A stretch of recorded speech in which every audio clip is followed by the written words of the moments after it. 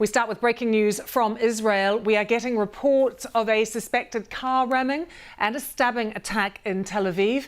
At least 4 people have been injured. A medical official has said a suspected attacker has been shot dead as well. So that breaking news, there has been a car ramming in Tel Aviv. At least 4 people have been injured. The attacker has been shot dead. But all of this coming as Israel says its military operation at the refugee camp in the occupied West Bank city of Jenin is almost complete. Palestinian officials saying about 3,000 people have fled their homes in the camp after Israeli troops moved in on Monday. Israel says its troops conducted an extensive counter-terrorism effort. Palestinian leaders condemning the assault as a new war crime. They say 10 Palestinians have been killed. Let's talk to Anna Foster, our correspondent who is at the Israeli West Bank barrier for us now. Firstly, Anna, I appreciate you're not there, but what is the latest that you're hearing of this car ramming in Tel Aviv?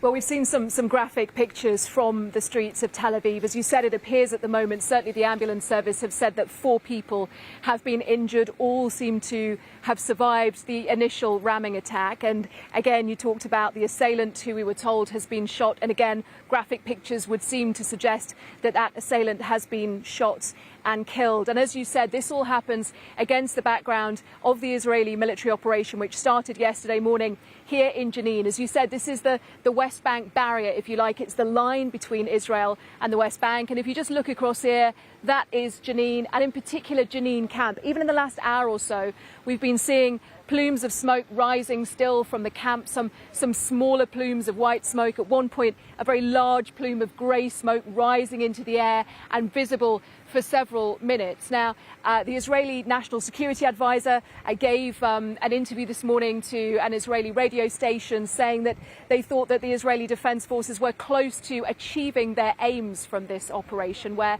they went in yesterday morning. They talked about dismantling infrastructure from Palestinian militants inside the camp. They talked about finding caches of weapons in there. And in fact, we've seen just where we are here on the line between the two. We have seen troops. We're only about 5 kilometres away. You can see how close we are to Jenin. We've seen troops coming out of there. And in fact, I just want to show you along this line. You'll notice that this is behind us a military zone. And you might be able to see just over here some of the bulldozers, which we've seen pictures of on the streets of Jenin in the last 24 hours or so. We also had reports that those bulldozers had really ripped up the roads in some places, which is making it very difficult for medical attention to get to some of those wounded. More than 100 wounded, we're told, 10 Palestinians killed so far. And this military operation continues inside Jenin. Anna, what has been the impact on Palestinians who live in Jenin? Well, it's extraordinarily difficult at a time like this to work out really the civilian toll in particular, because when an operation like this is launched, very often electricity is cut to the area. Things like communications are also cut as well. So what we've been seeing are pictures from our BBC camera colleagues, also pictures on social media of what has been going on inside the camp. But it's such a densely populated area, many thousands of civilians living not just in this town, but in specifically that refugee camp with its very narrow streets.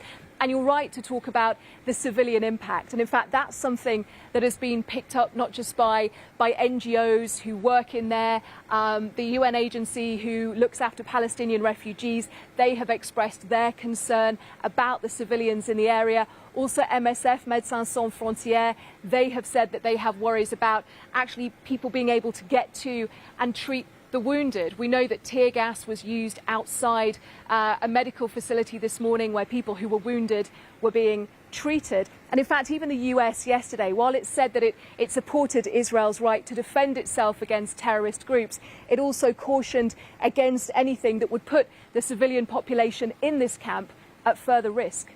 Anna, good to see you. Thanks so much for joining us. We have live pictures coming to us actually at the moment, just in the past few seconds or so of Tel Aviv. Let's just show you those. This is the scene of that car ramming, that attack that has just happened in the past half hour or so in Tel Aviv. We're getting different numbers coming on the agencies and from eyewitness accounts at the scene, but we understand 5 people have been injured by a car. Local media reporting the suspected attacker was shot and killed. And actually, the Israeli police have just been speaking to Israel's army radio, and they said the motorist responsible for this car ramming into a big crowd in Tel Aviv, the phrase they used was neutralized at the scene by a civilian first responder. So that is the latest that we're hearing from Israel's army radio. And we now know as well from the medical services, Israel's medical services, that 4 people were injured, and one of those is in a serious condition, we now understand from the medical services. A 46-year-old woman has multiple injuries. 2 people are in a moderate condition. 1 person is in a mild condition. And you can see the police are at the scene there in Tel Aviv continuing their investigations. But it is being reported, as I mentioned, that the alleged attacker was shot and killed at the scene. So there we have it, live pictures from Tel Aviv coming to us of this car ramming that has just happened, with 4 people injured. A 46-year-old woman has multiple injuries, so she is in a serious condition, we understand. While we continue to look at those pictures, we'll also bring you live pictures as well from Jenin. From a distance, we have the live shots of Jenin, and Israel's military operation continues. Let's bring in Mohammed Shahada, who is a Palestinian writer based in Copenhagen, who joins us now. Mohammed, have you managed to speak to people in Jenin? Yeah, absolutely. And the situation there is quite catastrophic and disastrous. The level of damage that was inflicted on Jenin is unprecedented in over 2 decades. And it acts as a recruitment poster to the very groups that Israel is proclaiming to be fighting against. And I think the attack in Tel Aviv is a testament to the escalation that this operation is causing. But it also revives in the memory of Palestinians the memory of the Nakba and mass displacement, particularly the scenes last night of thousands of families from the Jenin refugee camp being evicted and escaping from this conflict zone. Israel says it's targeting terrorists. They've called Jenin a hornet's nest of terror. How do Palestinians describe life in Jenin? How do they describe their home? Well, Jenin used to be the same as Gaza, an economic hub that's trying to get by and make a living and thrive. But the same as Gaza, it has been going in decline as a result of Israeli restrictions and policies.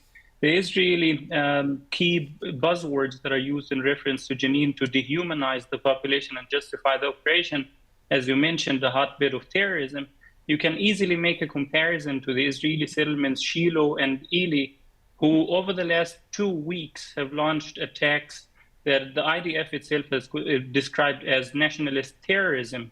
They launched attacks across 24 Palestinian villages, burned 100 and damaged 160 vehicles.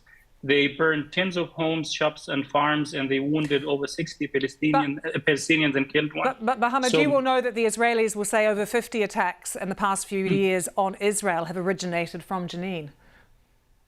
But that's exactly what I'm describing. If you look at Shiloh and Ely, over 2 weeks, there has been way more attacks than from Jenin.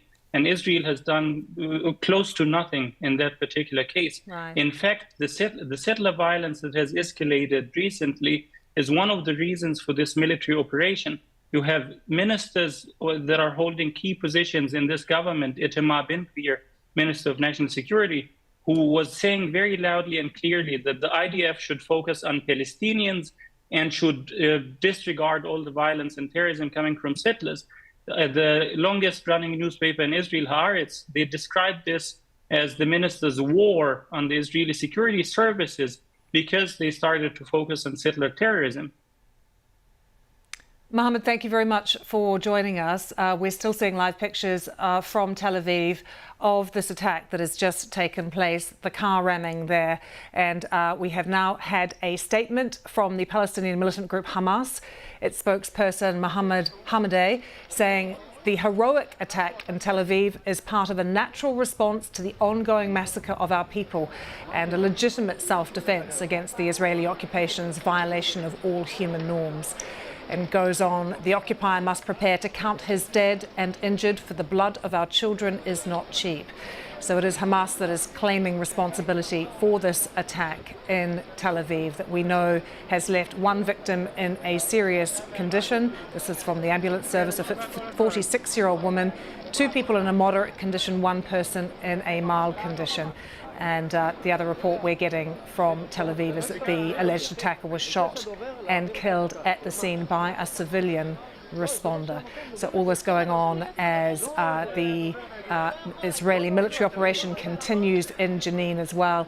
Thousands of Palestinians have left the Jenin refugee camp in the West Bank since the operation began. So we've been showing you live pictures both of Tel Aviv and also of Jenin. And